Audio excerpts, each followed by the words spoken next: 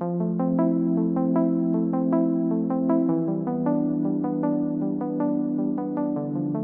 ini kita kedatangan seorang arsitek dari kain. Kain itu kain baik apa kain semacam mana diceritakan ya? Kain was born in 2011 by Yonaf Parnata and Aji Negara and Aji Parnata. Donat Partana. Oh, Donaf Parnata. ada lampu Yeah. They have been friends since high school. Yonaf and Aji share the same passion, that's architecture. Their collaboration dates back in 2002, when Yonaf and Aji were fresh graduates from Unpar and ITB respectively. Yonaf continued his study at TU Delft while Aji moved to work in Singapore and later attained his master degree from NUS in 2010. Aji, still living in Singapore, and Yonaf, who had returned to Jakarta, began a long distance collaboration. In the same year, Vincent and Ajif joined as board of designer, and together they established PT Kain Indonesia. Yeah, Kain is a melting pot of ideas, a collaborative work for creative and hardworking individuals with colorful backgrounds and interests, all share the same passion, good design in architecture, interior design, and urban design for people. Ya, nanti selebihnya nanti akan diceritakan oleh Mas Aji ya. Mas Aji ini kantornya di mana sih? Oke, kantor kami ada resminya terdaftar 1, tapi kantor kami ada 3. Jadi ada di Jakarta, ada di Depok, sama ada di Jatiwaringin. Jadi ada di timur, di selatan, sama di pusat. Oke. Ya mungkin bisa dimulai waktunya. Oke. Terima kasih ya, selamat malam. Mungkin ini juga karena sudah malam pada ngantuk ya. Jadi formatnya saya akan intro sedikit, terus habis itu saya pingin kita diskusi aja, kalian aja yang tanya. Intinya yang akan dibahas itu Rich minta mengenai pengalaman waktu kuliah, kemudian kerja dan kain, menjalankan kain. Jadi mungkin kalian ada pengen nanya lebih ke entrepreneurship. Jadi itu. Kalau mau tanya tentang architecture itu mungkin sama Rich aja. Jadi mungkin dia lebih paham daripada saya nih masalah architecture. Tapi kalau malam ini bahasanya lebih ke entrepreneurship. Nah, jadi kita tuh sama-sama SMA. Kalau yang Raga itu teman kuliah. Jadi kalau yang pengalaman saya itu adalah kalau ngelihat konsultan yang gabungan dari beberapa orang, kalau mereka tidak profesional ya akan lebih cepat pisah-pisah. Dan itu juga kami alamin gitu ya. Jadi seperti band juga. Jadi banyakan kan band itu awalnya karena sahabatan ya. Terus along the way ada yang pergi, ada yang datang gitu. Jadi ini salah satu yang menjadi dasar kenapa kami buat perusahaan. Jadi ini saya dari SMA nih, Yonaf yang pakai baju biru nih. Ini saya. Terus kemudian this is like 25 years ago, no, 97. Nah, ini sebenarnya bukan fotonya Vincent, saya nggak nemu, ini baru jadi kita awalnya bertiga. Awalnya saya berdua sama Yonaf dari kuliah. Karena Ajif itu masih kecil sekali gitu ya. Terus Vincent itu kakak angkatan saya di kampus, terus kemudian senior saya di DP. Jadi saya, Vincent, Rich itu pernah satu studio, pernah satu tim gitu ya di DP.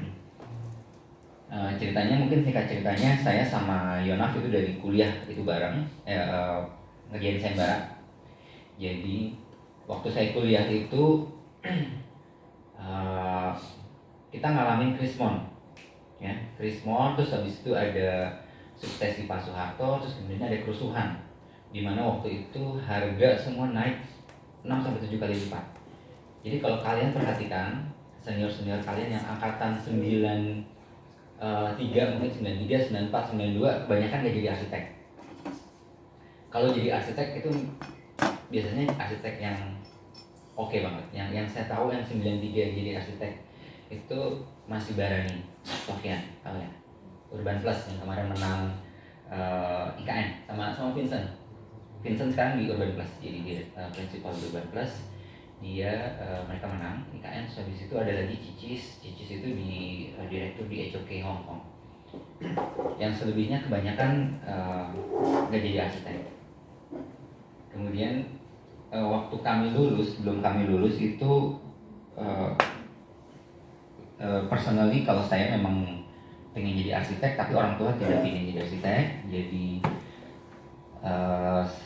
apa ya, waktu itu memang sudah mulai krisis di 97. Jadi bilang udah kamu gak usah masuk arsitek. Jadi waktu saya keterima di ITB itu orang tua saya itu nggak terlalu happy itu. Padahal orang tua saya arsitek, karena dia tahu.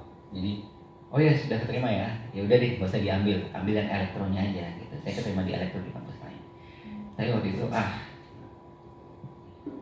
ya nggak pengen dengerin lah orang tua, udah jalan aja jadi arsitek. Tapi harusnya benar sih, harusnya saya waktu itu ngambil elektro aja.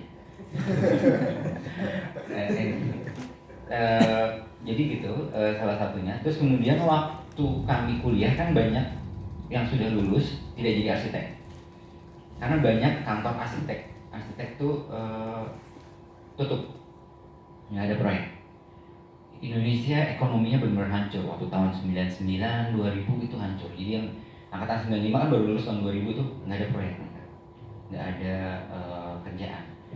Jadi waktu itu sempat saya kepikiran untuk jadi udah deh saya mau jadi pegawai bank aja. Jadi saya dulu termasuk yang bagus lah nilainya ya, waktu semester 1, semester 2, tingkat 1, tingkat 2, tingkat 3 itu saya paling bagus nilainya di semester 1.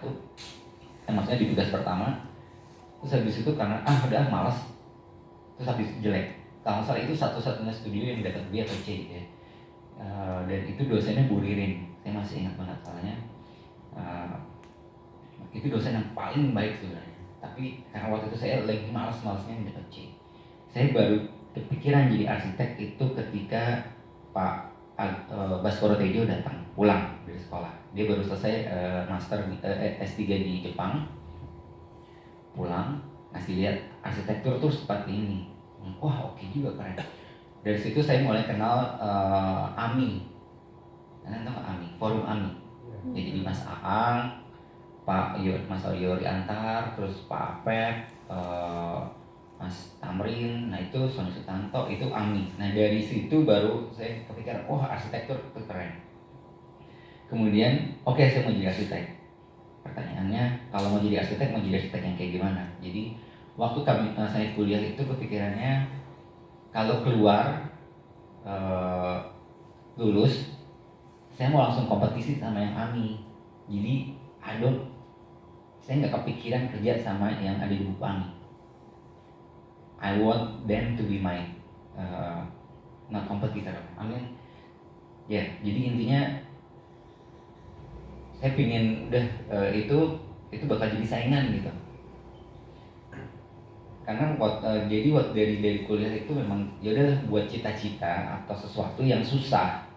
Kalau gampang itu nggak menarik gitu ya. Akhirnya kan cari tahu cara. Oke, gimana caranya kalau lulus mereka tuh jadi kompetitor. Competition. Waktu itu kepikiran. Baru mulai ada kompetisi. Dan kompetisi itu waktu itu IAI yang ngadain, yang Mas Juhara waktu itu jadi ketua IAI. Ada terobosan di waktu zamannya Mas Juhara jadi ketua IAI Jakarta adalah boleh ikut sayembara. Waktu itu sayembaranya Anton Predok. Kemudian saya suka banget sama dia, sama arsitek Anton Predok ini. Syaratnya harus anggota IAI. Saya jadi anggota IAI supaya bisa ikut sayembara. Oke, sayembara nggak menang, tapi kita pameran bareng di Galeri Nasional, sayembara Galeri Nasional. Kemudian sayembara kedua itu, ada sayembara lagi terbatas ITB. Jadi khusus alumni dan mahasiswa ITB. Jadi dalam zaman-zamannya krisis itu susah proyek. Ini ada sayembara khusus buat alumni untuk rumahnya Ibu Andonowati, kolektor seni dia, dosen juga kolektor seni. Hampir ada mungkin 40 atau 50 lebih karya gitu ya dari seluruh dunia. Dari seluruh dunia itu alumni ITB. Jadi ada yang kerja di Amerika, kirim Kang Emil ikutan. Waktu itu Kang Emil masih di Hong Kong. Jadi yang dari Hong Kong ikutan, SOM waktu itu Kang Emil ikutan, semua ikutan, terus pameran kita. Semuanya harus ngumpulin market pameran. Nggak ketahuan. Kami masuk 5 besar. Waktu itu kita satu-satunya mahasiswa. Kami presentasi di depan gitu ya. Dengan presentasi udah pasti kalah gitu. Jadi kita benar-benar kita pakai baju pink semua. Pokoknya ada kita nunjukin kalau kita is a kids gitu ya. Ya udah kita presentasi, kebetulan presentasi yang kalah. Yang menang itu Pak Baskoro Tejo. Tapi dari situ kita yakin nih kalau sayembara terbuka kemudian nggak pakai presentasi, artinya cuma melihat karyanya, kita punya yang mahasiswa pun punya kesempatan yang sama dengan yang sudah master gitu, yang udah duluan ya. Yang dilihatnya cuma gambarnya, cuma yang dilihat cuma marketnya gitu, and we have that opportunity. Jadinya akhirnya itu pede, kita ikut sayembara IATI, berapa kali menang. Kalau jadi finalisnya ada Mas Aang, Mas Andra Martin, Pak Gunawan Cahyono, itu kita kompetitor. Jadi Pak Gunawan Cahyono juga dulu di awal-awal sering ikutan sayembara, bukan belum menjadi juri. Wah gila, sama Mas Aang. Kita nggak menang, tapi kita as a finalis gitu ya, atau nggak bisa jadi honorable mention, itu udah buat kita ngerasa ada harapan ya. Waktu itu mikirnya kayak gitu. Karena apa? Karena kalau saya terus terang ya, kalau saya dibandingin sama teman-teman di Unpar, itu jauh lebih jelek gambarnya. Jadi bedanya, ini agak kampus, bedanya ITB sama Unpar. Unpar itu masuk pakai tes gambar, jadi udah pasti jago gambar. Kalau kami itu udah pasti nggak jago. Kalau terutama saya nggak jago gambar, sketsa ya. Jadi kalau ngelamar kerja ke yang forum AMI itu udah pasti kalah gitu, udah pasti ditolak. Jadi bilang, dibanding gue malu ditolak, udah mendingan jadi saingan. Itu sebenarnya pembenaran sih dari diri sendiri gitu ya. Anyway, saya karena waktu kuliah harus kuliah praktek, saya di Rekamatra ya, karena Krismon akhirnya Rekamatra bubar. Nah Rekamatra itu cikal bakalnya juga urbanik sebenarnya. Jadi Pak Apep, Mas Boy, jadi yang itu banyaknya dari Rekamatra. Dari Rekamatra juga turun jadi di Associates. Maria itu dari Rekamatra. Dan Rekamatra itu juga hubungannya erat sama PDW. Jadi waktu mereka sudah mau bangkrut nih, saya ditawarin sama bosnya Rekamatra, udah kamu kerja di PDW aja. Jadi Pak, saya mau kerja di PDW. Hari pertama saya kerja di PDW itu saya resign. Jadi saya ketemu Mas Dio, Mas, ya saya mau resign. Kamu kan baru masuk.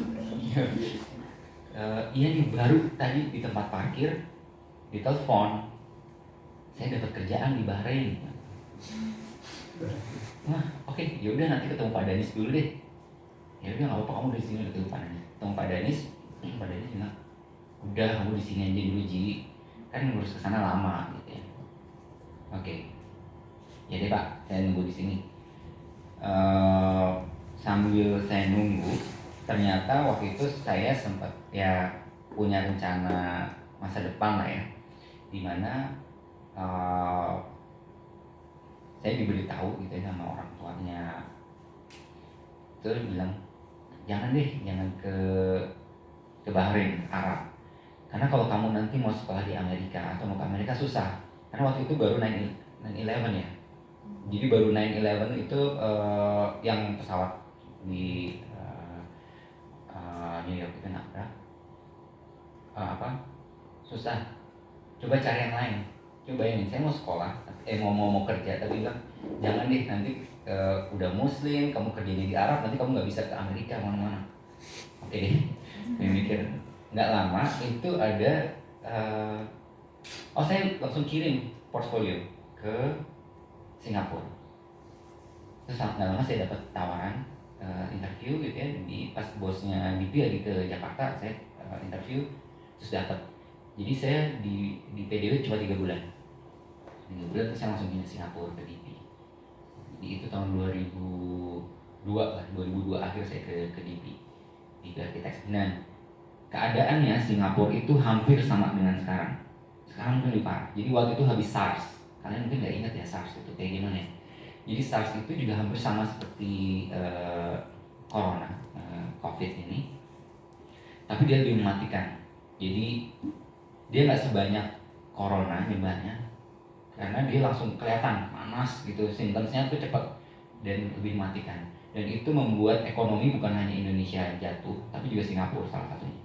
Itu terus kemudian tahun 2003 itu mereka baru mulai bangkit, makanya mereka mulai nyari orang. Dan NUS itu hanya sekolah arsitektur di Singapura itu hanya NUS, yang menghasilkan arsitek hanya NUS, dan lulusannya itu mungkin cuma 60-70 gitu ya per tahun. Jadi mereka perlu banyak sekali arsitek, desainer dari negara lain untuk masuk, dan mereka mulai terbuka tuh. Dan mulai SARS itu juga sebenarnya arsitek Singapura sudah mulai ngelihat Indonesia sebagai tempat mereka mungkin untuk mendesain. Jadi DP Architects itu sebenarnya sudah pernah mendesain Wisma BNI 46 yang Penang itu sebagai lokal. Habis itu pindah lagi ke Singapura. Kemudian waktu saya masuk itu mereka baru mulai hampir menyelesaikan The Peak Apartment sama The Peak Apartment, terus habis itu mana lagi? Senayan City. Jadi saya ikut Senayan City, ikut The Peak sedikit. Terus kemudian mulai banyak master plan mixed use large building dikerjakan kayak di DP. Gak lama Rich itu nyusul. Jadi dulu waktu di DP itu kurang lebih orang Indonesia mungkin 5 atau 6 orang. Terus timnya berkembang, sempat akhirnya 100 mungkin ya orang Indonesia di DP. Jadi DP jadi gede banget, bisa 600 orang mungkin kantornya, gede banget. Kita ngerjain proyek di seluruh dunia.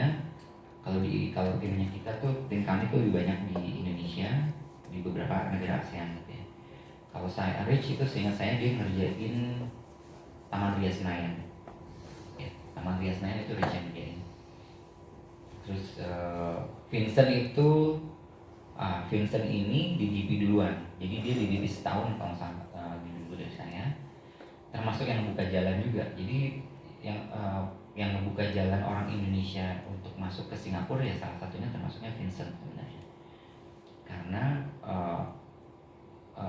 Vincent ya termasuk orang yang inilah very very talented gitu.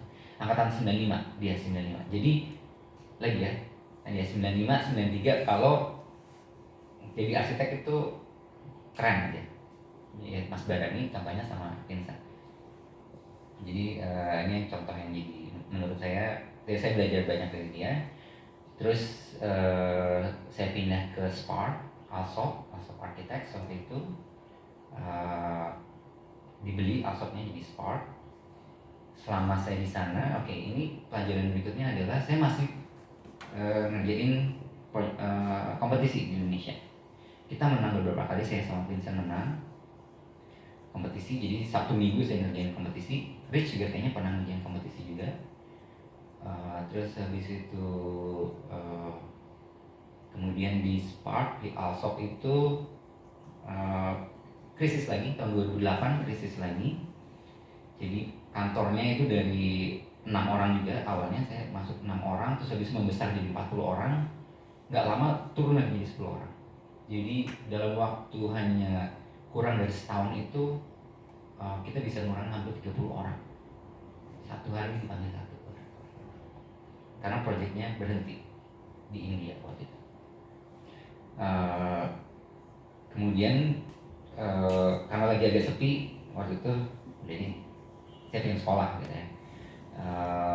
Pikirannya sekolah full atau sekolah sambil kerja. Karena kalau buat saya waktu itu mikirnya kalau sekolah itu udah pasti rugi.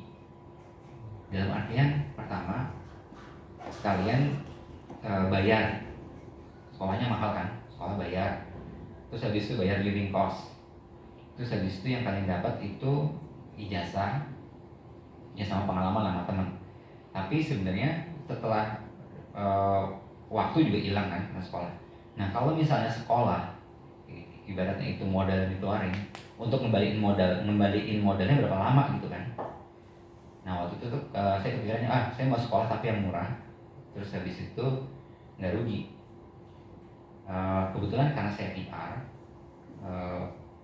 sekolah di NUS itu waktu itu masih murah, bayarannya murah. Kemudian karena PR itu diskonnya hampir 50%. Jadi sekolah S2 di NUS itu lebih murah dibanding S2 di ITB pada waktu itu. Lebih murah gitu. Oke, saya mau sekolah aja tapi nggak kerja. Itu untuk masih oke lah. Terus karena bayar sekolah itu cuma 1 bulan gaji nggak sampai. Jadi saya kerja sebulan itu udah bisa bayar sekolah di Singapura ya. Kalau di sini kan susah, nggak bisa. Nah, saya nanya ke bos saya, Steven waktu itu. Steven, gue diterima di NUS, boleh nggak gue kerja sambil sekolah? Ini deh, I need flexible hours. Jadi kerja 8 jam, kalau misalnya ada kuliah pagi ya saya minta 4 jam hilang, saya ganti 4 jam malam.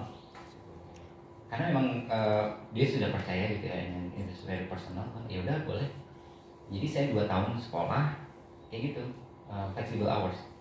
Saya nggak kehilangan uang sama sekali karena saya masih kerja. Saya dapat degree, pengalaman juga. Jadi menurut saya ini oke gitu ya. Jadi kalau teman-teman kalau ada yang mau sekolah lagi, kalau bisa kayak gitu bagus. Atau nggak beasiswa, scholarship. Karena kalau sendiri kecuali memang sangat mampu gitu ya, kalian hitung aja mungkin habisnya 1 miliar gitu ya buat sekolah gitu ya, setahun atau 2 tahun 1 miliar. Buat kalian ngumpulin nabung 1 miliar, misalnya dengan kerjaan yang misalnya gajinya 20 juta sebulan aja, 20 juta sebulan berapa bulan kerja supaya dapat 1 miliar, dan nggak makan apa-apa. Kalau bisa dapat beasiswa lebih bagus, nggak mikir. Nah itu, jadi waktu itu akhirnya setelah itu baru saya pulang itu sebenarnya Spark ingin buat kantor di Indonesia tapi waktu itu nggak jalan. Terus kami menang sayembara, saya sama Yonaf menang sayembara. Itu menang sayembara tapi dia syaratnya salah satunya harus punya perusahaan. Waktu itu kami rada blow on ya, kita berdua. Dalam artian harus ada perusahaan itu sebenarnya saya bisa aja pinjam perusahaan yang lain gitu.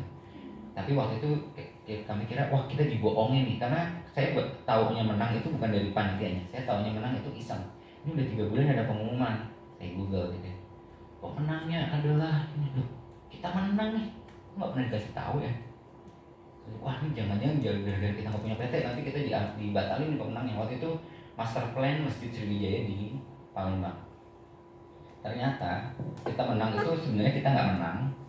Terus habis itu sebenarnya kita bukan jagoan jurinya, tapi ketiga pemenang ini diajukan ke dewan pembinanya, ada Pak Almarhum Taufik Kemas, Bini Asyidiki, Hatta Rajasa gitu ya, orang-orang Palembang. Yang agak ini aja ditaruh dipamerin, terus orang masyarakat suruh milih. Akhirnya kita juaranya jadi 2, juara 1 sama juara favorit. Jadi mungkin waktu itu wah kita ntar dikerjain nih, yaudah kita jadi PT. Namanya Kain. Kain itu buat Yonaf kolaborasi ide dan desain. Kalau buat saya Kain itu kolaborasi Indonesia. Kalau buat kalian mungkin kolaborasi Indah. Jadi akhirnya Kain itu ya yang baik itu tadi oke. Tapi ya selebihnya interpretasinya kayak K-nya itu selalu kolaborasi atau nggak keluar. Itu Kain. Jadi Kain nggak pernah dibuat ngobrol nih kita bertiga, kita buat konsultan yuk, kita ini enggak. Ji kirim KTP dong. Buat apaan ini buat PT gitu. Namanya apa?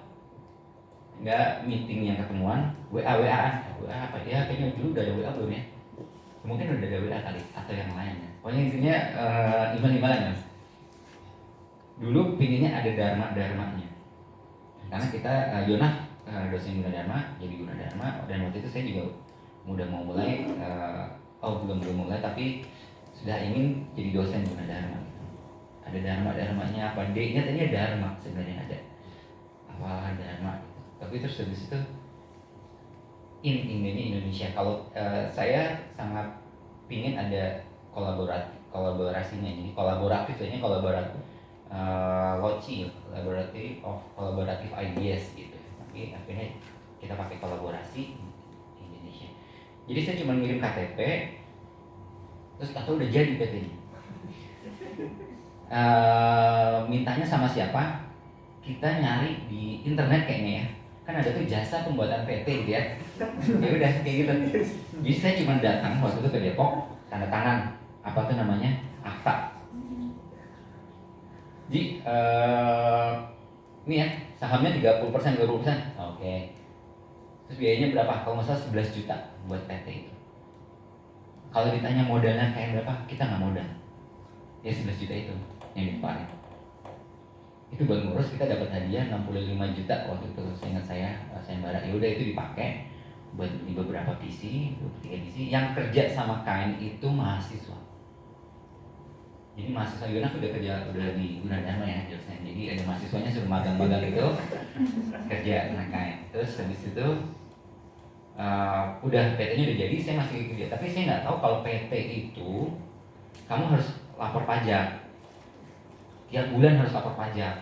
Mau ada duit, mau nggak ada duit lapor pajak. Saya nggak tahu. Jadi kita juga nggak tahu. Udah 3 bulan lebih, udah kasih tahu. Loh, harus lapor pajak. Gimana? Kita kan nggak punya duit, nggak pernah masuk proyek, nggak apa-apa. Terus abisnya ya kita mulai ngurus-ngurus lah walaupun kita berantakan banget. Saya terus terang nggak tahu pajak itu saya nggak paham karena nggak pernah bayar pajak. Jadi kalau kerja di Singapura itu free tax gitu ya. Maksudnya taxnya udah diambil di Singapura, di Indonesia nggak bayar pajak gitu. Nah sudah baru setelah 3 bulan ada PT itu saya mikir udahlah cuek aja lah, sini deh gue jalanin gitu. Ya, kita jalanin aja. Waktu itu Yonah masih sibuk di Gunadarma, si Ajik itu masih kuliah belum selesai kuliahnya S2 nya. Jalanin, kita nggak punya proyek di awal, jadi namanya mantap, makan tabungan.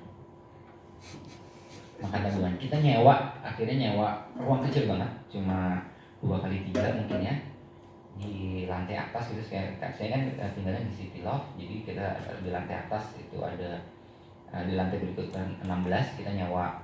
Jadi arcade itu bawah kantor, atas kantor lagi. Kantor kita cuma kecil banget. Terus kita sewa di situ. Tapi alamatnya keren, Sudirman, City Love Sudirman. Sekarang ini nggak punya proyek. Oke. Ini pelajaran nih kalau kamu ini entrepreneurship yang dalam artian nih. First dari awal kita percaya kita bisa. Kalau nggak bisa, bilang bisa dulu baru mikir nanti. Kalian pernah dengar ya kayak gitu? Jadi jump off the cliff and then learn how to fly or learn how to build wings. So you just jump the cliff and then what happen next is the process. If there's an opportunity, you say yes, or you go to the opportunity and you say yes. Itu yang terjadi. Tim saya masih muda-muda semua, fresh grad, PD dengan portfolio saya kerja 10 tahun di Singapura. Saya datengin satu-satu. Ada yang klien, ada yang mantan klien, tapi banyak kan orang baru. Saya datengin waktu itu banyak lah ya, datengin bisa marketing gitu ya, ketemu senior. Nah kebetulan waktu itu sempat ada senior bukan arsitek ngisi acara IAI di Singapura, namanya Pak Lukman Purnomo Sidi. Waktu itu ngisi acara di Singapura, terus saya datangin aja, Pak saya sempat lihat Bapak di Singapura. Oh iya datang aja ke kantor. Saya ceritakan, Pak ini kantor saya Pak, dulu DP ngerjain ini, tapi saya buat sendiri sekarang. Gimana? ada nggak Pak yang bisa kita kerjain? Oh yaudah kita coba ini coba. Beneran. Jadi udah kita coba. Selama 3 bulan itu saya banyak kerjain proyek sama Pak Gutman, tapi nggak dibayar. Jadi kita sama-sama ternyata kita tuh sama-sama nyari proyek. Jadi dia developer, tapi nggak punya proyek, punya koneksi, tapi ya itu belum ada tanah atau apa yang digarap. Akhirnya kita ngebit tanah di Senopati, Jalan Senopati Raya, SCBD. Tanahnya kecil 2.500, punya keluarganya mantan wakil presiden. Yang ngebit ada beberapa arsitek udah ngetop ya. Jadi arsitek sama developer tandem menjadi satu, ngebit tanah itu 2.500. Saya presentasi, yang punya tanah suka, dokter terkenal. Oke, Ji kita kepilih. Itu bangunan pertama kain, proyek pertama kain itu 21 lantai di Senopati Raya. Kami mengerjakan, oke Ji, tapi saya nggak mau jadi arsitek aja. Saya maunya kamu, saya mau tahu beres structure, mechanical electrical, kamu, interior kamu. Ya terus terang saya nggak pernah yang namanya, ya kita nggak pernah yang namanya jadi lead consultant. Bisa nggak? Bisa Pak.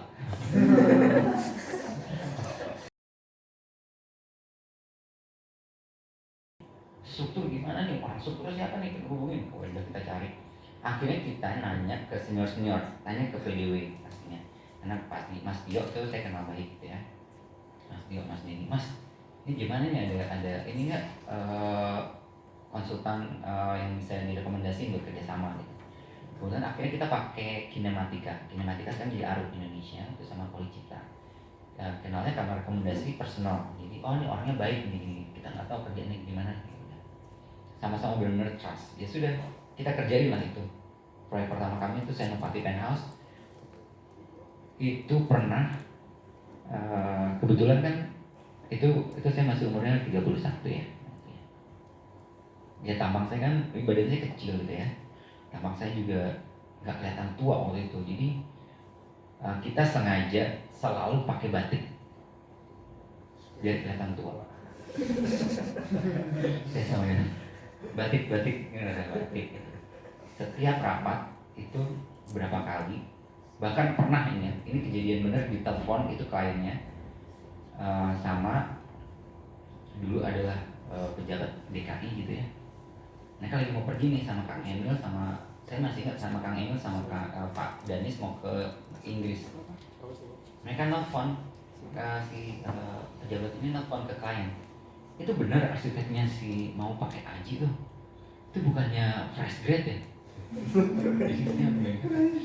Dia masih kecil gitu kok benar. Ya benar. Akhirnya dia percaya. Which is itu one in a million ya. Tapi nggak akan terjadi kalau kita nggak berani kan. Kalau saya nggak datengin orangnya gitu, datengin udah artinya ya udah datang benar-benar datang.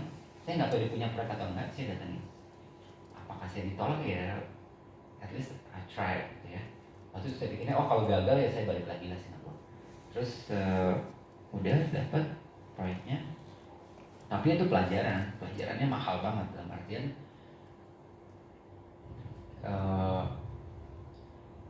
ya pelajarannya adalah it's not easy gitu ya, merealisasikan desain up to the construction ada satu proyek.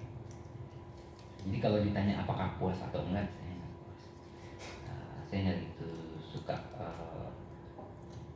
hasilnya nggak seperti yang dibayangkan atau kita desain. It's different gitu. Banyaklah faktornya. Tapi itu jadi pelajaran yang sangat berharga buat kita. Gitu. Jadi itu kita dapat pertama proyek itu. Terus 2 tahun lalu sebelum pemilu itu kita dapat proyek juga tower 400 meter, 88 lantai, super tall namanya kalau itu. Jadi sudah bukan high rise lagi, tapi super tall kami dia udah di atas 200 meter. Bisa lagi?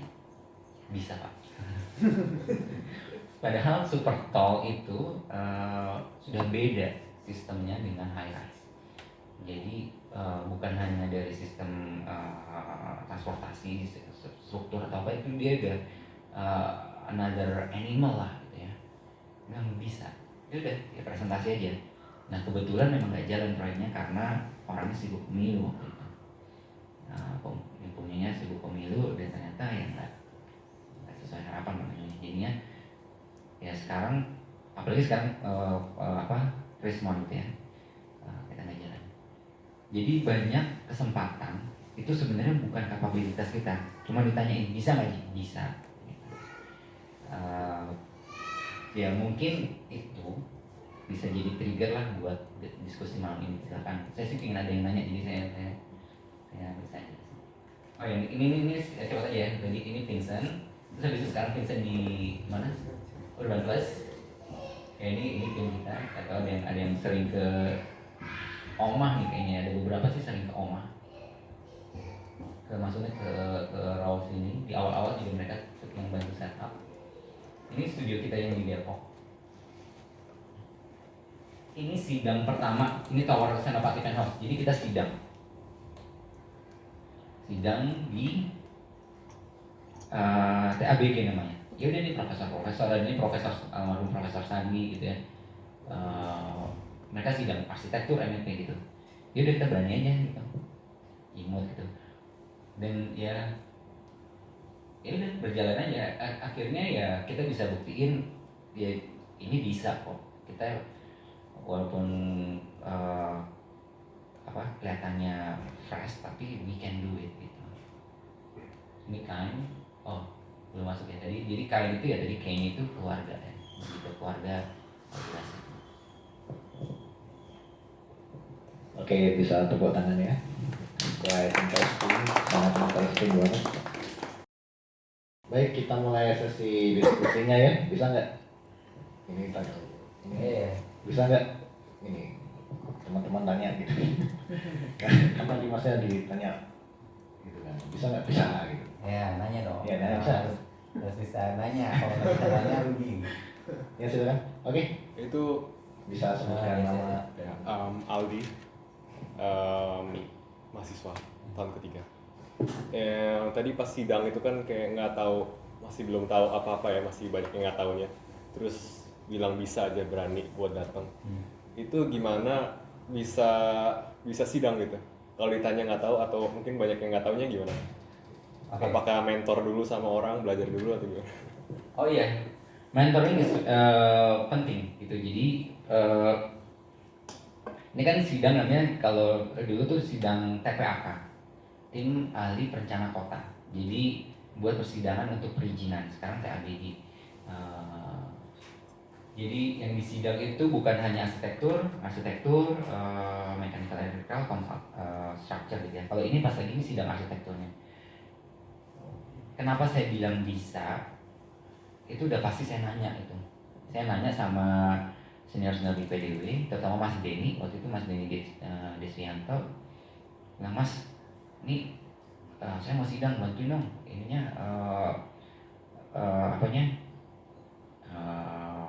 apa aja yang harus dibenerin. Beliau ngecek gambar saya, gambar kita tuh dia cek comply nggak sama regulation.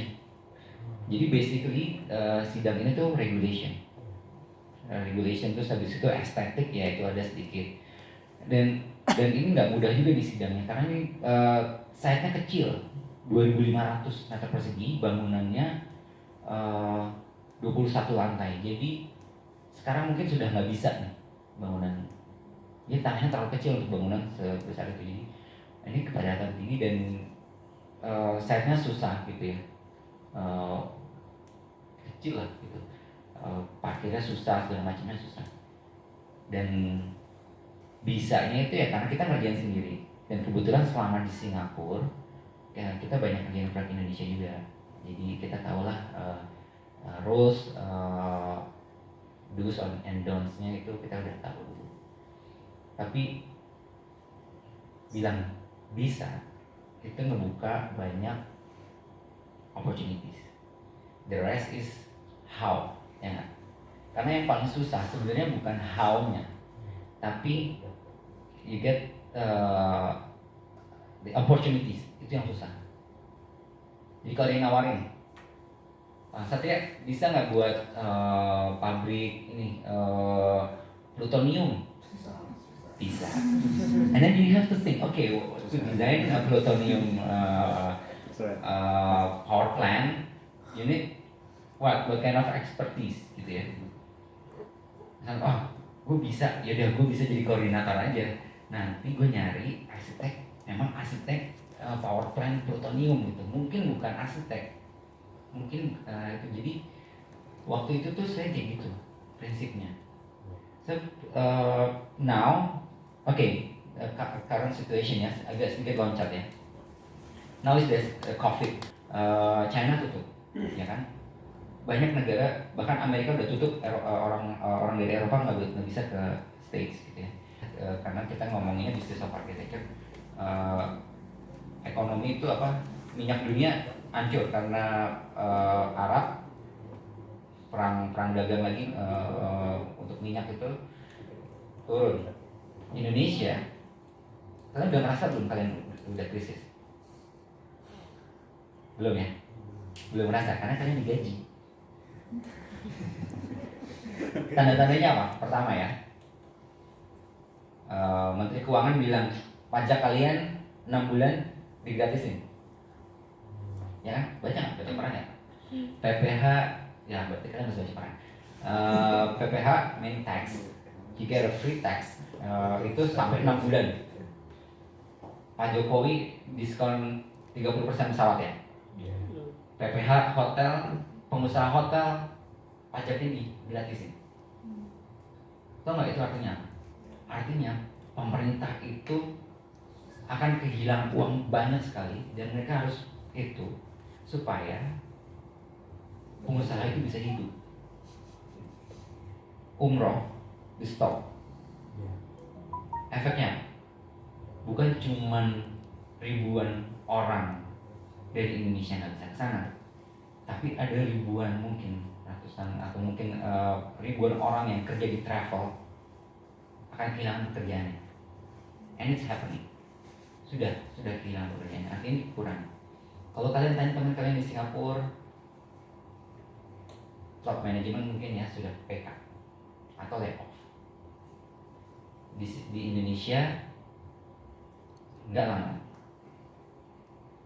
krisisnya akan mungkin, mudah-mudahan sih tidak seperti SARS, which is going to be bad efeknya. Jadi begitu ekonominya turun, maksudnya orang nggak jalan-jalan, coba lihat pesawat kosong, kalian perhatiin nggak? Airport kosong, pesawat kosong, artinya apa? Nanti ada mungkin pramugari yang harus cuti tanpa dibayar atau apa sama berapa lama, dan itu efeknya panjang. Yang kena ada arsitektur, dunia construction, karena mungkin udah nggak buat hotel, udah nggak buat interiornya. Dan saat ini kalau kalian nanya bisa, if there's an opportunity, can you do this? Yes, we can. How? And then it's nanti tunggu dulu. Yes, we can gitu. How-nya, then that's your job to find out gitu. Tapi ada opportunity, grab. Dan ya nggak semua opportunity is gold, tapi better than no opportunity. Karena ke depan ini akan sedikit challenging buat architecture dan construction. Panjangan ya.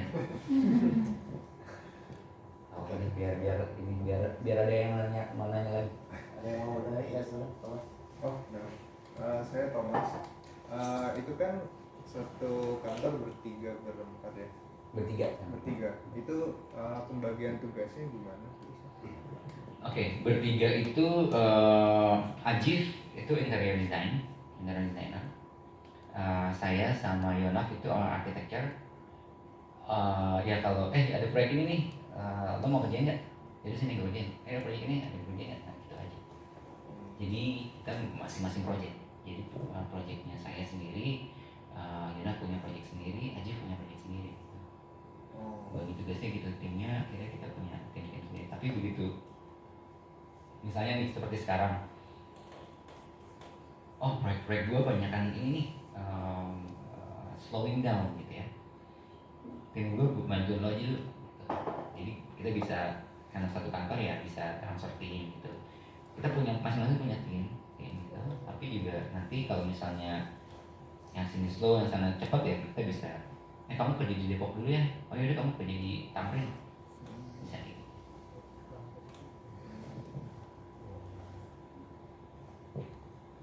Ada mau sekolah.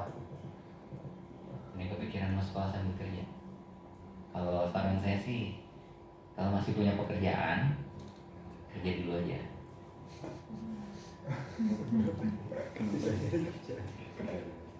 Kerja dulu aja. Now it's time. Kalau if you have jobs already ya, it's just work. Karena pengalaman kerja itu nggak bisa diganti sama pengalaman sekolah. It's different, okay. School it's good, maksudnya bagus gitu ya untuk kepercayaan diri dan segala macam. Tapi work experience is different. Jadi kalau kerja misalnya sama Rich gitu ya, kalau saya sih oke banget gitu ya. Jadi karena belajarnya banyak, belajar. It's very interesting lah, maksudnya saya ngeliat kantoran itu sih, wah ini enak, yang iseng banget. Ya, tadi kan sempat bilang pertama pengen cari tahu dulu nih arsitektur kayak apa yang pengen dibikin. Terus seberapa pentingnya sih untuk nentuin misalnya tipologi apa yang pengen dipilih waktu bikin biro gitu. Kayak ada kayak target pasarnya itu atau gimana? Waktu kita buat itu, kita langsung set waktu itu gini. Karena kan pengalamannya saya itu big buildings gitu ya. Terus terang kita itu proyek rumahnya baru 1. Itu juga udah 4 tahun. Jadi proyeknya selalu proyek yang besar gitu, apa master plan atau towers gitu. Kita memang itu sih jadinya kita di depan itu pinginnya udah kita buat benchmark nih mau kayak siapa. Waktu itu kita buat pilihan PDW, DCM, sama Urbani. Oh kita mau yang mana nih? Nah terus terang sih kita jadi kita nggak pernah kepikiran untuk jadi kayak Rich gini, kita nggak kepikiran. Karena ini very very butik gitu ya. Kita nggak waktu itu kita nggak punya kepikiran butik. Karena juga waktu itu kita kepikirannya adalah harus big buildings, major big building. Maksudnya kenapa? Karena kalau buat kami itu kayaknya kalau big buildings itu impactnya lebih banyak gitu. Pertama kalau misalnya buat apartemen atau rumah susun gitu ya, itu ada ribuan orang yang kita buatin rumahnya. Kalau misalnya rumahnya kita buatin oke, nyaman gitu kan, layak gitu ya, kita nolong mereka dengan harga yang murah, seefisien mungkin, mereka dapat rumah yang bagus. Buat apartemen juga. Terus kemudian kalau big buildings itu impactnya ke kota gede. Kalau rumah itu kan cuma berhenti di halamannya, ditutupin pagar udah, that's it. Yang ngerasain bagusnya rumah itu, nyamannya rumah itu ya cuma keluarga, ada orang situ, atau nggak paling di foto-fotonya. Tapi kalau big buildings itu, dan waktu itu kita ngeliatnya nggak banyak arsitek gitu ya, yang muda gitu ya, yang seumuran kita lah waktu itu untuk yang ke sana gitu. Ke bangunan-bangunan besar kan. Kalau PDW itu udah lama banget gitu ya. Kalau Urbani mungkin ya lebih lama, mungkin 15 tahun ya sekarang ya, atau 20 tahun mungkin, atau tapi kalau terus kemudian DCM juga selama PDW mungkin. Jadi itu udah cukup kayaknya mungkin perlu ada satu generasi lagi yang kita waktu itu mikir ayo deh kita ke sana gitu. Jadi kita udah fokusnya memang sana, dan tipologinya sampai sekarang kita nggak punya style. Jadi sampai klien juga nanya, Ji kalau pengen tahu bangunannya kain itu cirinya kayak gimana? Nah ada cirinya Bu. Jadi kita dari awal kita nggak pingin ngasih resep, bukan ngasih this is our buildings, signature style-nya masih belum ada, mungkin belum kebentuk atau memang tapi kita memang sengaja nggak mencari waktu itu, nggak mungkin ini harus ada garis atau kita harus lengkung gitu, enggak. Atau mungkin juga kita belum ketemu gitu ya, belum ketemu our signature style. Tapi secara umum sih kita pengen solve problemnya itu yang impactnya lebih besar, makanya kita lebih senang proyek high rise, terus habis itu master plan, kalaupun kecil tapi di kota yang impactnya gede. Pingin juga sekarang lagi pingin, wah kita tuh nggak pernah dapet proyek rumah ya gitu ya, yang di foto keren gitu. Karena gini, proyek gede kalau major projects itu kebanyakan akhirnya kita selalu di budget constraint, ada time limit gitu ya. Yang dimana-mana, yang akhirnya dimana-mana itu kita harus ngalah sama yang namanya kontraktor. Which is kalau enggak ya fight terus in the end suffer clients-nya. Dan investmentnya itu sangat-sangat besar. Jadi kita ya gitu. Pingin ya mudah-mudahan sih yang rumah ini segera jadi deh. Rumah ini segera jadi. Jadinya bisa ada portfolio rumahnya. Kayaknya itu juga bisa buat rumah gitu. Kenapa? Rumahnya iya sih memang. Kok rumahnya tuh kayak ini apartemen juga. Belum dapet gitu ya. Pingin kalau kain terus kan, kalau saya pingin juga punya proyek yang tipologinya lebih kecil gitu, dan design oriented. Bisa jadi tantangan rumah tapi impactnya Ya bisa nggak mas? bisa mungkin rumah buat tipe rumah yang bisa diulang tapi bagus gitu. Nggak maksudnya gini, yang kenapa waktu itu saya kritik juga sih ke teman-teman senior di forum AMI gitu ya, dan akhirnya baru kejadian sih. Dalam artian kritiknya adalah kalau di Singapura, kalian tahu Boha ya, SW ya, mereka mulai dari rumah, arsitek rumah kecil, tapi mereka bisa loncat ke high rise terus habis buat master plan. Dan artian impactnya gede gitu. Kalau misalnya dan gini, kalau kalian ngelihat, misalnya kalau kalian ke Mangga 2, kalian ngeliat apa ITC yang gede banget, itu apa sih yang ada di pojok tuh banyak. Kalau atau ITC gitu ya. Kalau bos saya tuh bilangnya dump box gitu ya. Jadi box yang buat kota itu nggak membuat kota jadi lebih bagus. Itu kenapa? Padahal kan itu proyek coba yang ngedesain arsitek yang bagus itu gitu ya, misalnya sih masa apa kan pasti beda gitu. Harganya sama tapi hasilnya mungkin beda gitu ya. Akhirnya sekarang kan banyak yang bangunan yang gede banget dan horrible itu ya susah gitu, orang udah pasti ngelihat. Dan itu yang dilihat orang di kota kan. Kalau rumah-rumah yang bagus kayak gini kan nggak ada yang ngelihat di pinggir jalan, estetikanya nggak kelihatan. Tapi sekarang udah mulai geser, dalam artian udah mulai ada perubahan gitu ya. Dan saya senang maksudnya ngelihat Mas Ang udah mulai ada towernya di Simatupang gitu. It's different. Kalau arsitek yang itu yang biasa ngerjain rumah dengan bagus itu terus habis itu ngerjain bangunan yang gede, dan terus different. Woha, jadi kalau kalian lihat arsitek Singapura, mereka bisa loncat dari bangunan kecil ke bangunan yang gede dan tetap bagus. Jadi terus habis itu mereka jadinya bangunannya gede-gede terus, makanya fotonya bagus. Nah kalau di Indonesia ya udah mulai bagus juga, dan udah mulai sadar desain kan. Akhirnya jembatan penyeberangan tadinya gitu-gitu aja, sekarang udah mulai pakai arsitek.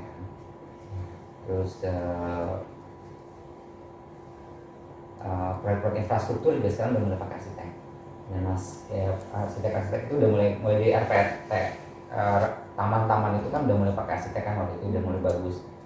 Udah mulai masuk ke sana bangunan publik, akhirnya yang impactnya gede udah mulai banyak dikerjain sama arsitek-arsitek yang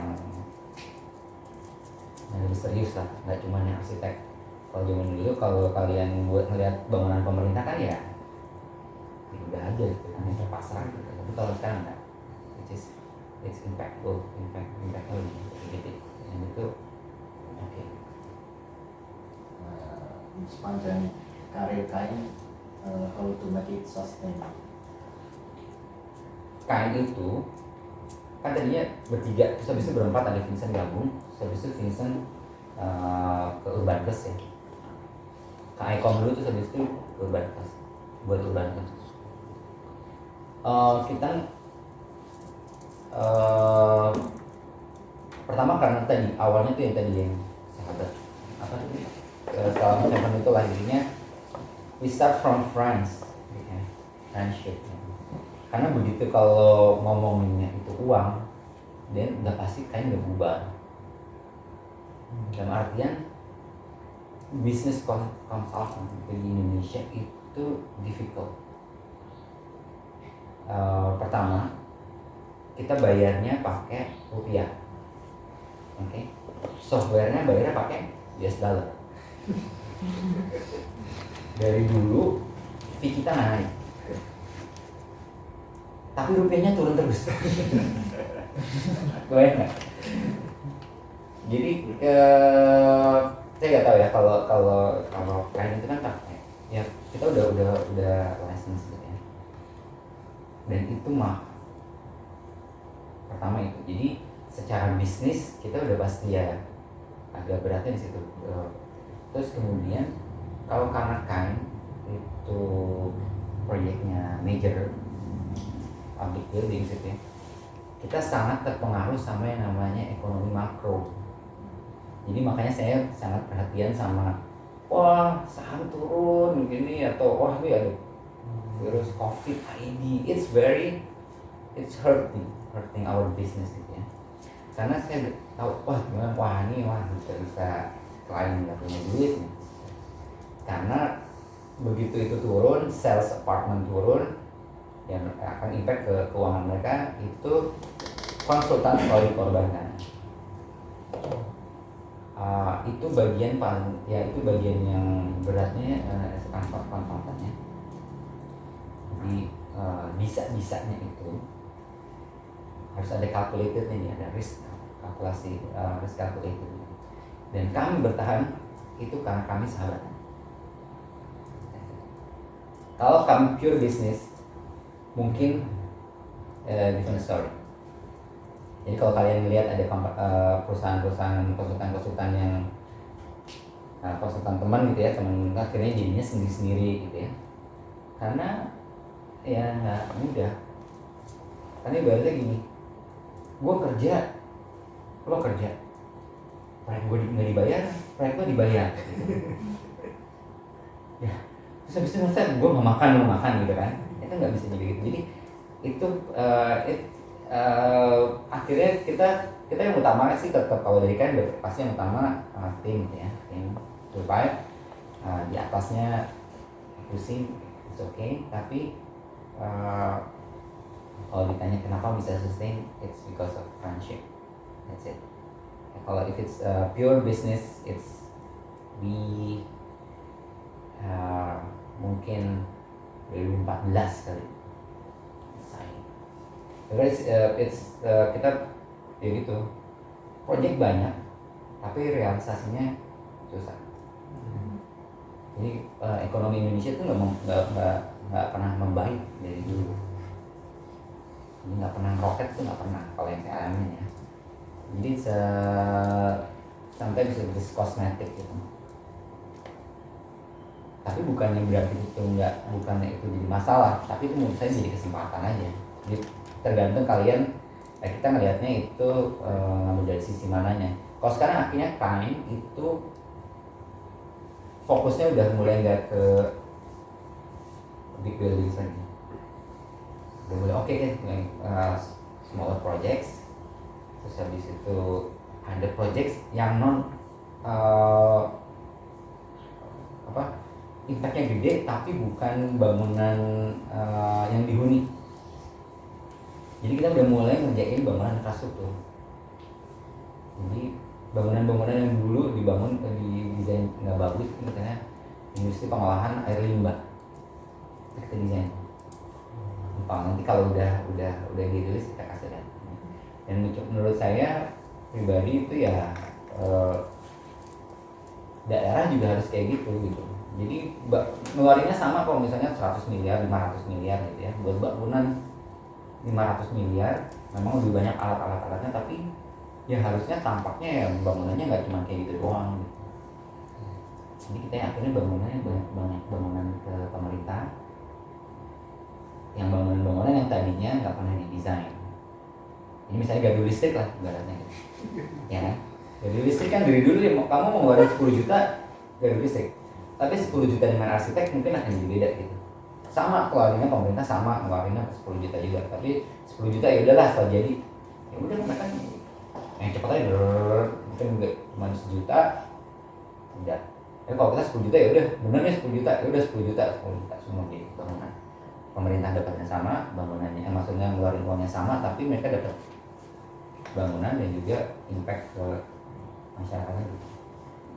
Gitu. Jadi ini makanya tadi bilang kalau misalnya kerjaan kerja dulu aja. It's gonna be interesting untuk berapa bulan ke depan lah, mudah-mudahan nggak terlalu lama. Kayak gitu. Kalau kalian di Oma kerjanya apa? Oma mah buku ya, di Rao. Jadi Rao sama Oma mah nggak ngerjain proyek bareng ya, beda ya. Oh belum. Kalau Rao kerjanya apa? Private house ya. Ya private house is lebih sustainable mungkin ya, karena kan dia uang sendiri. Kalau commercial buildings ya tergantung ada yang mau beli kan. Ya kalau sekarang sih udah nggak ada yang beli, lebih nggak ada yang beli. Apartemen, office, kalau kalian tahu office space di Jakarta tuh banyak banget dan harganya dan sewanya tuh bukan naik tapi turun. Office space. Kenapa? Kalian bisa kerja di rumah kan? Tapi kalian nggak bisa tidur di kantor. Jadi orang lebih milih ya udahlah di rumah aja.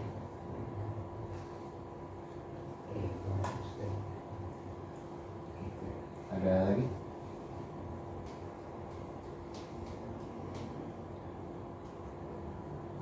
Biasanya Aris.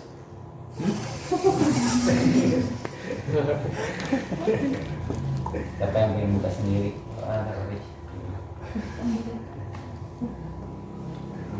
Ya. Kan udah lama ya. Gimana sih tentang perkembangan profesi arsitek di Indonesia dari organisasinya? Perkembangan arsitek. Kan ada IAI itu. Gimana sih dari kalian ngelihat IAI itu sendiri? Kalian ngelihat IAI ya getting better lah. Dalam artian setelah undang-undang arsitek itu disahkan ya, tapi memang belum ada turunannya yang membuat implementasinya si undang-undang arsitektur itu lebih ke implementasi ini real gitu. Itu belum ada. Kalau saya melihatnya ya ada perbaikan dalam artian gitu. Arsitek di Indonesia itu sudah mulai dihargain oleh pemerintah, like it or not, gitu ya. Ada terobosan-terobosan yang menurut saya cukup membuat kita sebagai arsitek mulai dihargai, terutama karena itu tadi kita bisa menggolkan undang-undang arsitektur itu satu, itu udah sangat jauh gitu ya. Yang kita tunggu kan sebenarnya turunan peraturannya supaya lebih implementatif. Kemudian berikutnya adalah proteksi ke kita sebagai arsitek dari asosiasi dan negara. Jadi nanti kan SKA ini, kalau sekarang SKA itu banyak nggak harus dari IAI. Jadi kamu nggak harus anggota IAI bisa dapat SKA. kan ada tuh suka iklan SKA apa gitu ya, nah itu bisa gitu. Nah tapi kalau ini undang-undangnya sudah ada turunannya itu nanti nggak bisa, jadi harus arsitek IAI, dan itu sedikit banyak pasti akan membuat anggotanya itu kita lebih terlindungi lah secara profesional. Perbaikan ya pasti ada lah, harus, karena kan kita Indonesia tuh luas sekali gitu ya. Kalau melihat sekarang di Jakarta ya pengembangannya gitu, kemungkinan nanti yang akan berkembang lagi misalnya IAI di Kalimantan, mungkin IAI pusat nih ke Kalimantan gitu ya, ke ibu kota baru, dan ya secara organisasi IAI menurut saya sih better lah ya, better, lebih terbuka, terus habis itu ya banyak bukan hanya sayembara tapi banyak kayak arsitek itu mulai dihargai. Contohnya nih misalnya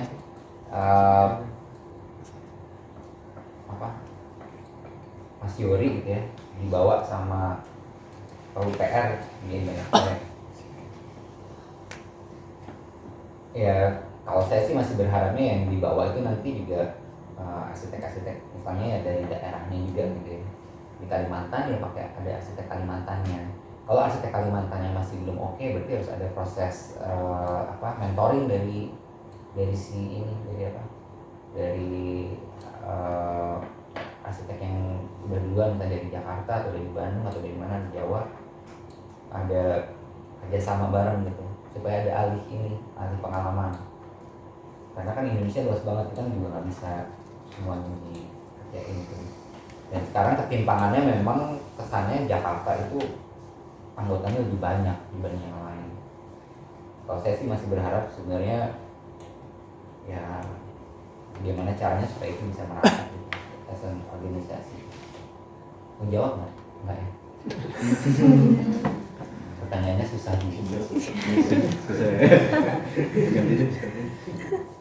Terus ada nih Dita Mas Dilan.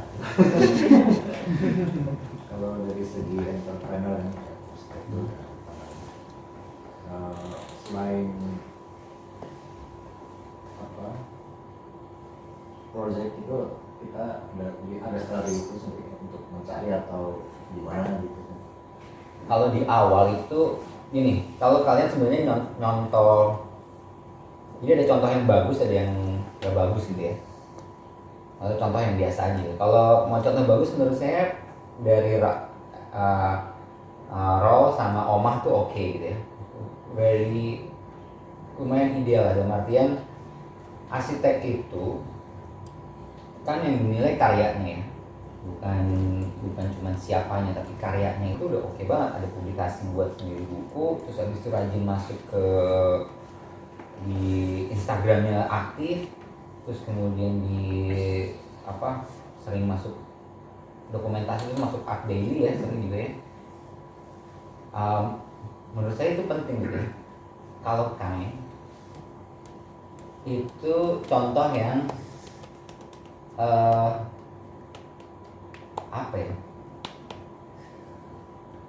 kita mau project, tapi itu kita tuh saya nggak tahu ya, mungkin udah bawaannya ya, kita tuh antara kita pemalu atau takut malu-maluin atau gimana, kita tuh jarang banget tampil sebenarnya.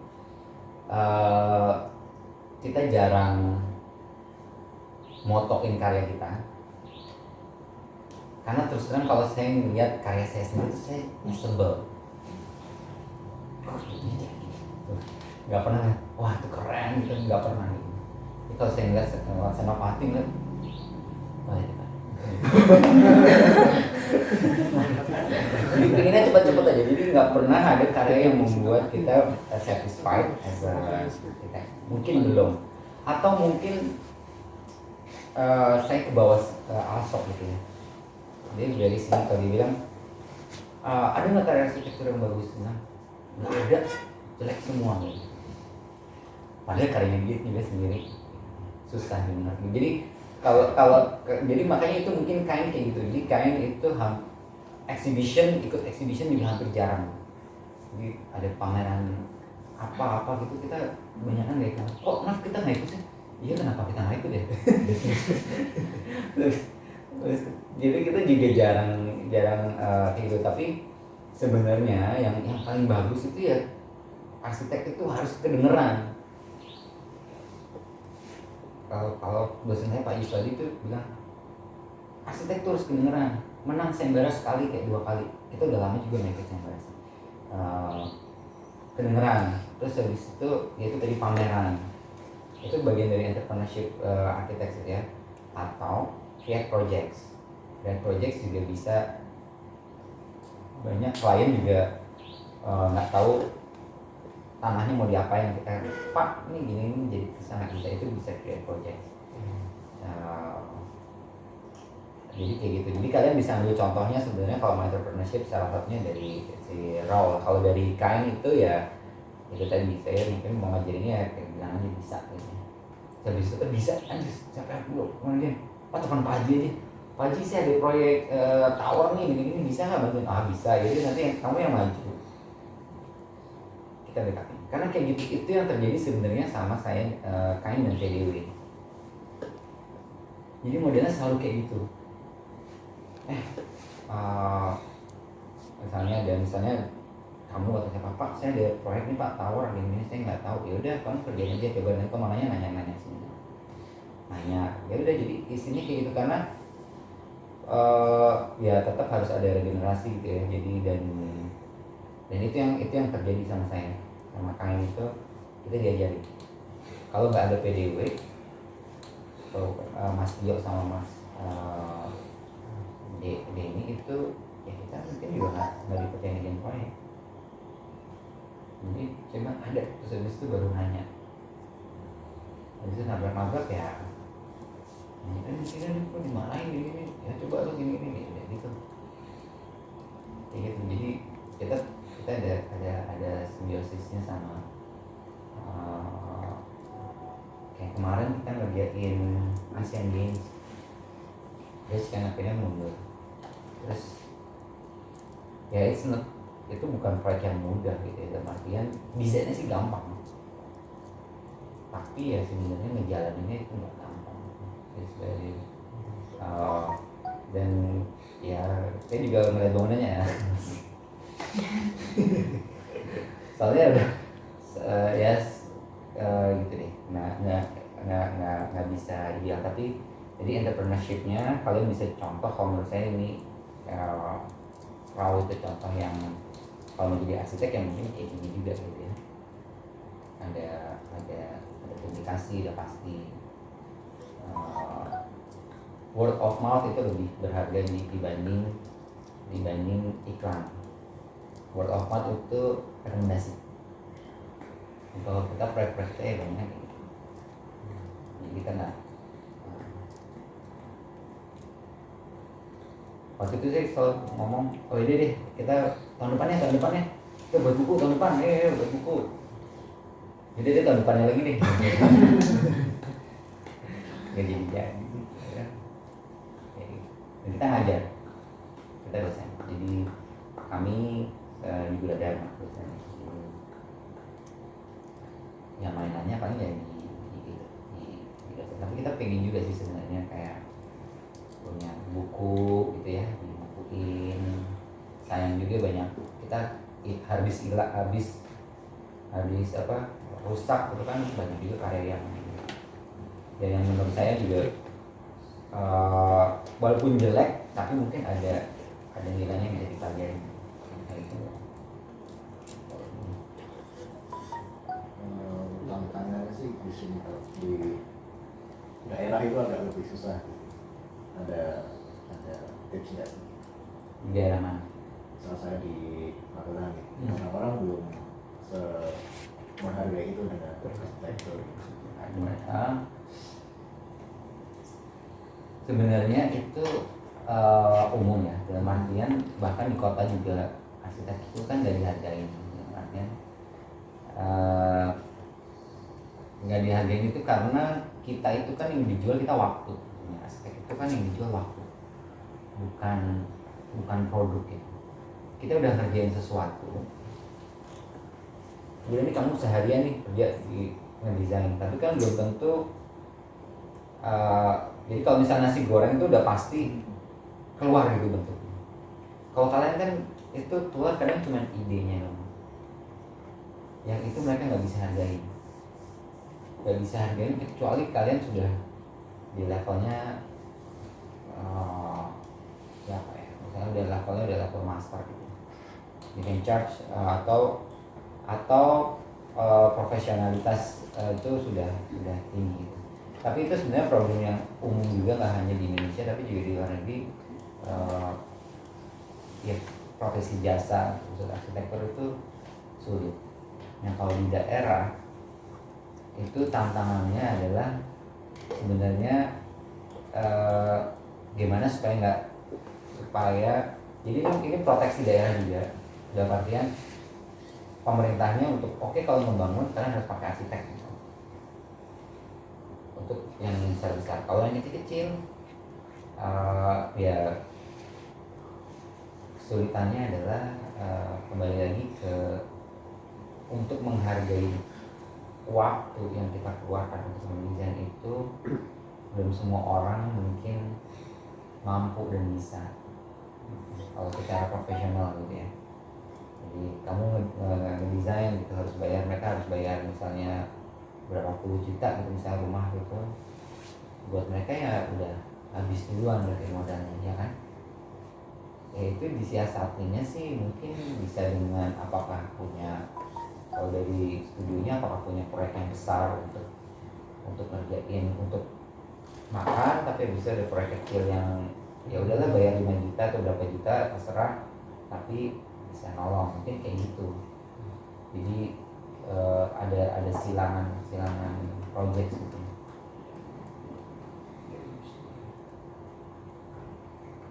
Atau ya design and build nggak direkomend sama IAI, tapi bisa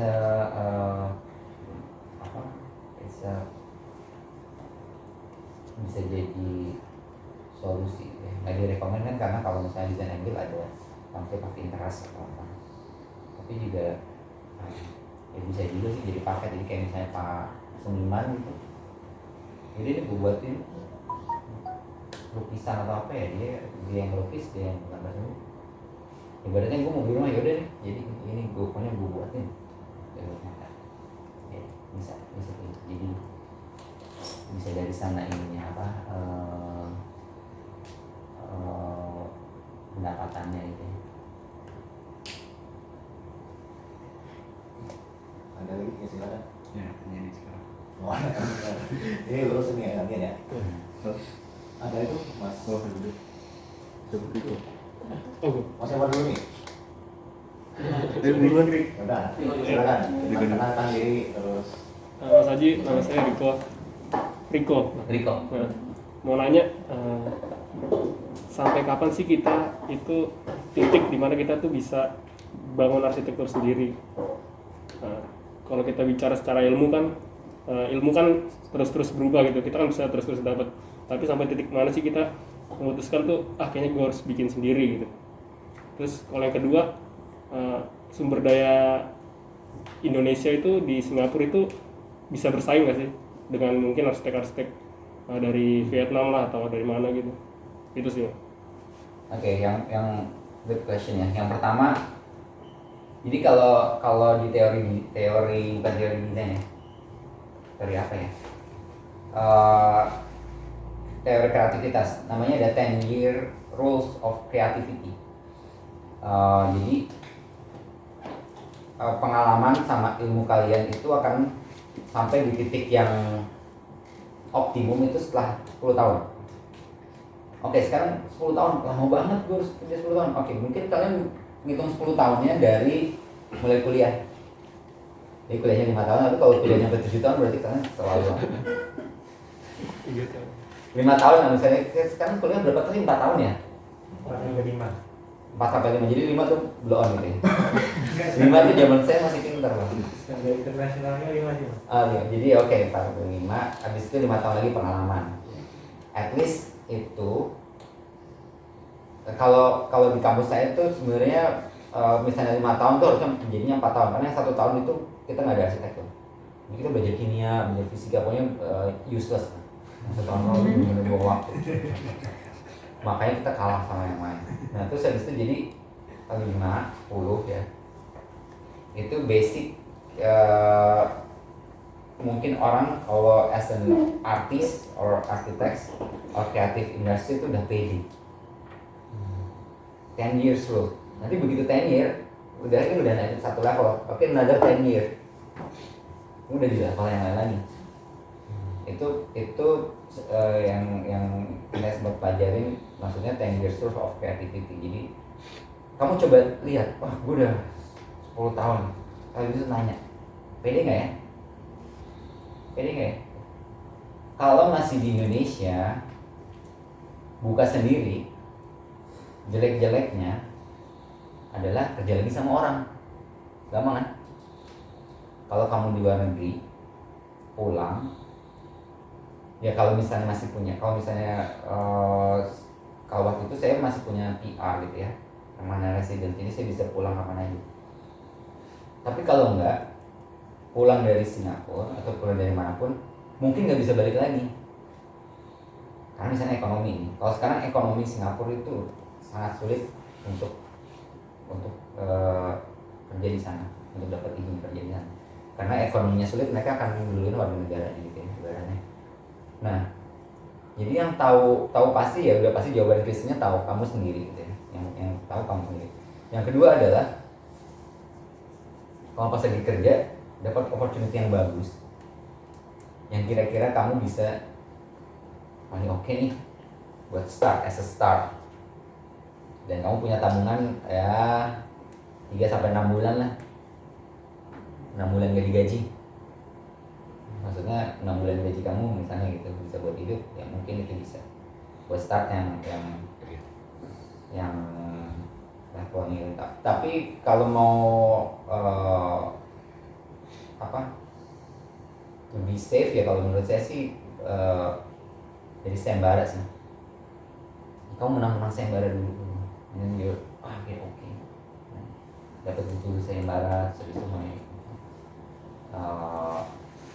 nyari dari proyek dari om, dari tante segala macam. Terus pertanyaan apakah arsitek Indonesia sumber dayanya bisa komplit di Singapura? Direkturnya DP itu orang Indonesia. Berapa direktur DP orang Indonesia? Di Hong Kong juga direktur HOK orang Indonesia. Terus jadi gini, di Singapura itu arsitek Singapura itu kan cuma 60-80 orang per tahun dari NUS kemarin lah ya, nggak tahu mungkin lebih, karena mereka kan sekolahnya yang jadi arsitek beneran itu sekarang udah ada beberapa sekolah arsitektur lagi sih, tapi yang grade-nya paling tinggi ya masih NUS gitu ya. Jadi kalau ibaratnya nih lulusan dari sana NUS itu nanti kalau masuk kantor dia udah di stratanya itu udah beda, karena keluar dari sekolah itu antara mereka udah master kemudian register, jadi udah SKA ya, professional. Itu jadi, dan bayangannya kalau dari Indonesia mau S2 master arsitektur di Singapura, kalau tahunnya saya harus ngambil 3 tahun, jadi ada 1 tahun ekstra karena kita nggak dihargain ini sarjananya, baru 2 tahun master. Nah itu membuat proteksi buat si arsitek Singapura. Tapi apakah arsitek Indonesia misalnya bisa compete dengan negara lain, bukan hanya arsitek dari ASEAN ya, bisa dari Jepang, bisa dari Prancis, dari mana itu, it's very possible gitu, karena mereka enggak ya kan yang keluar karyanya, tapi untuk jadi register arsitek sulit. Jadi register arsitek sulit, tapi kalau untuk jadi desainer menurut saya sih mereka nggak terlalu udah mulai open gitu ya, jadi kesempatannya kalau kamu jago ya bisa aja, kalau enggak ya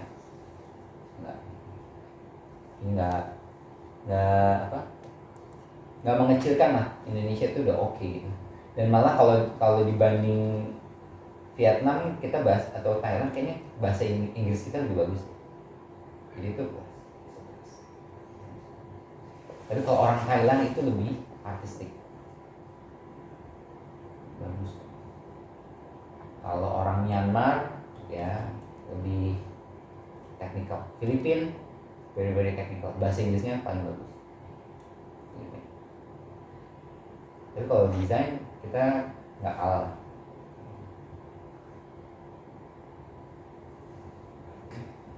Aris jadi Oh iya.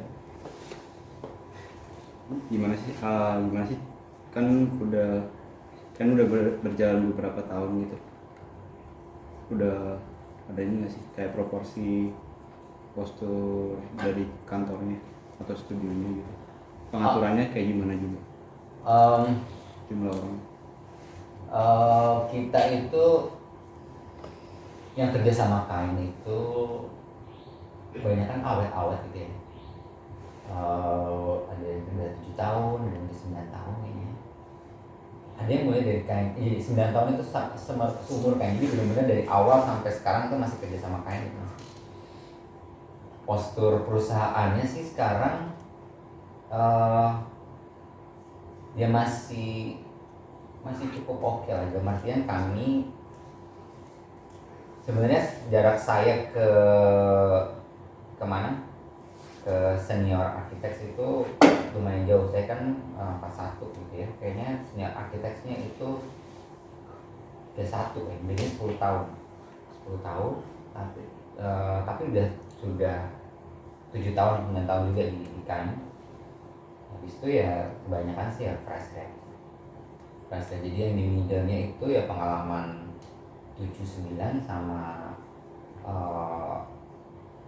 ada yang pengalaman 5 gitu, tapi banyak kan fresh grad.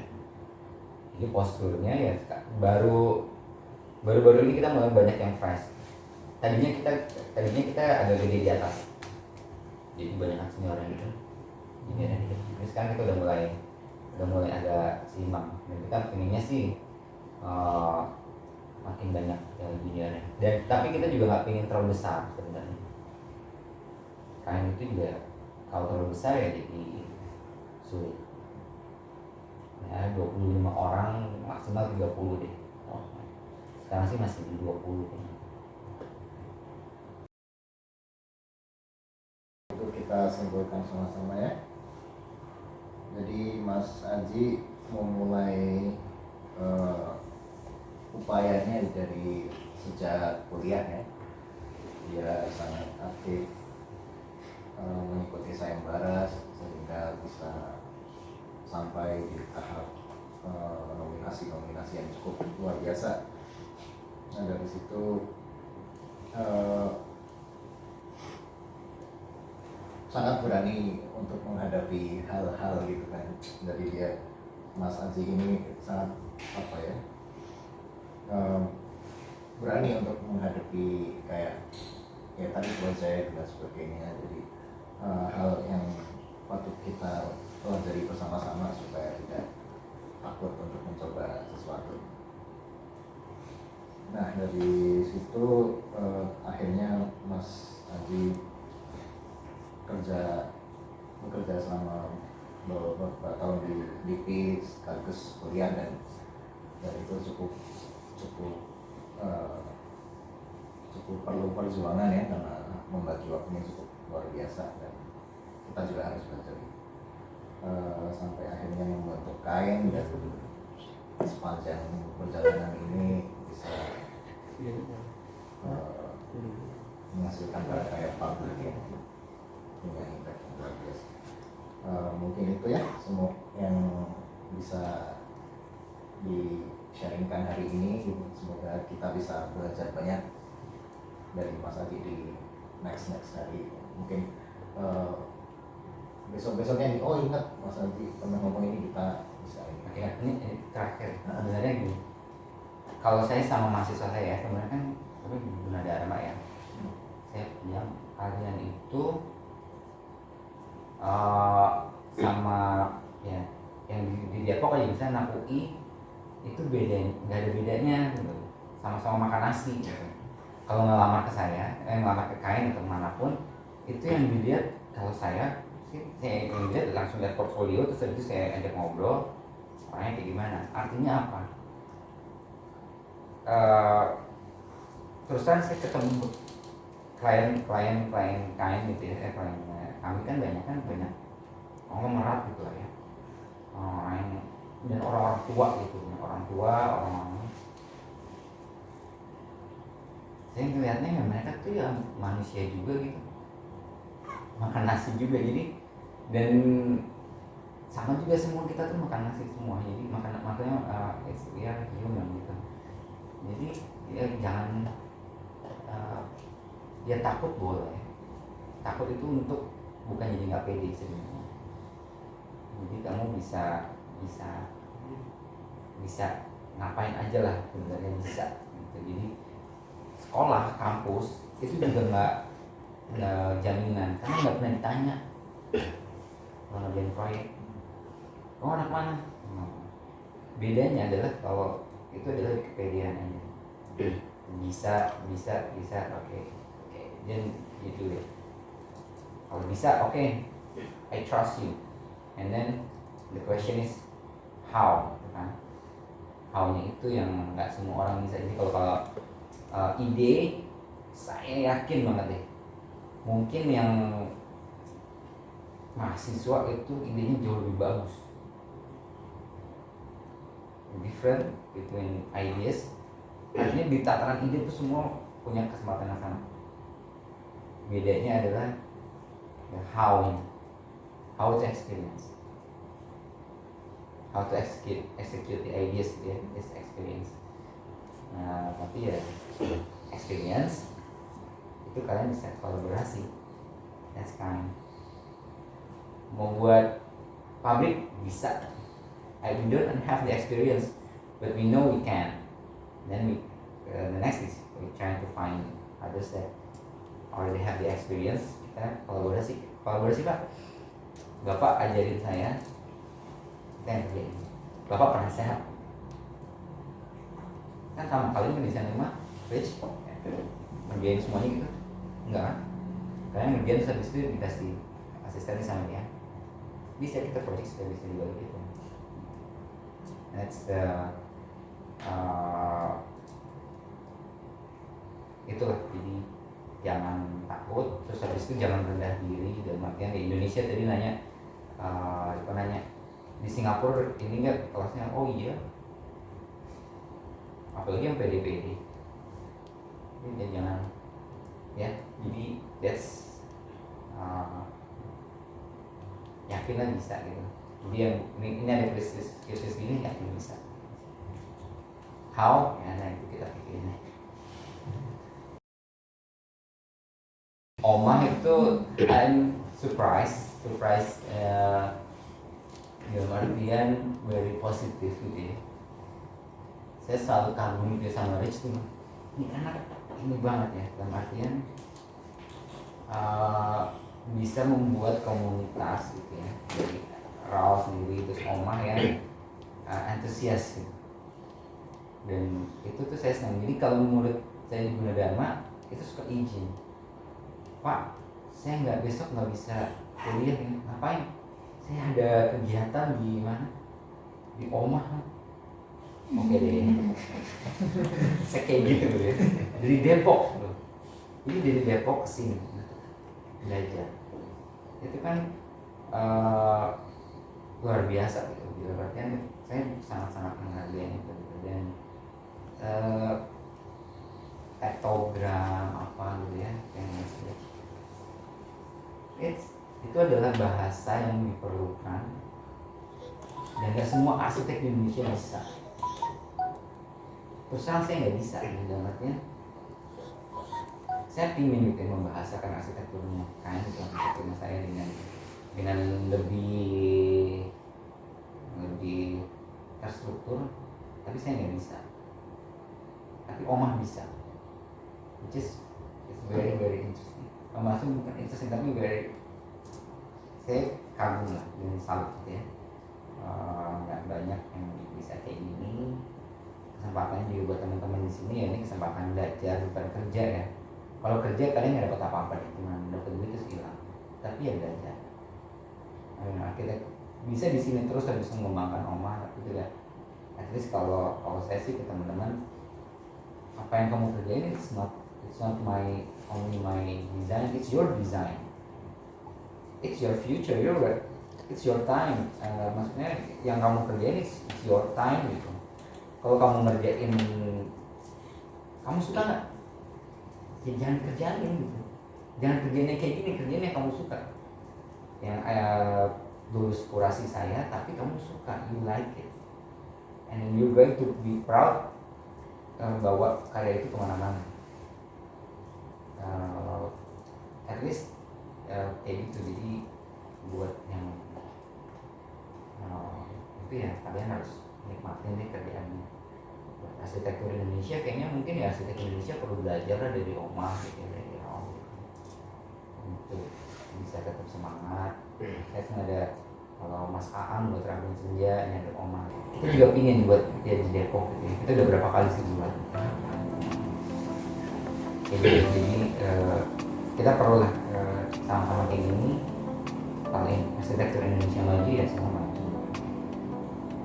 Kalau bisa pulang ke kampung baju mana itu. Oke. Ya, terima kasih atas partisipasi. Thank you. Dari sama-sama.